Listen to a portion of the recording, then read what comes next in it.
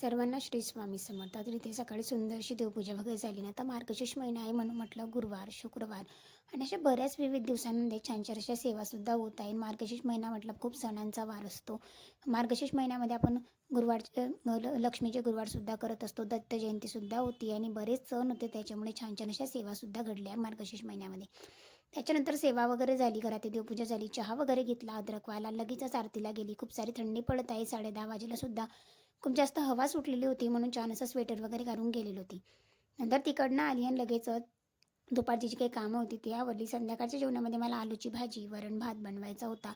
म्हणून ते सुद्धा थोडंसं तेल घेतलं, जिरं मोहरीची फोडणी दिली, नंतर कांदा, लसूण, थोडासा कढीपत्ता, मिरची छान असं मिक्स करून घेतलं. थोडंसं मीठ टाकलं, हळद टाकली आणि जे काही मॅश केलेले होते ना 2 आलू ते टाकून दिले.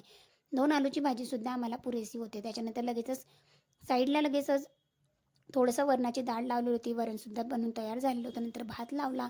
तर असा होता माझा आजचा दिवस. Thank you.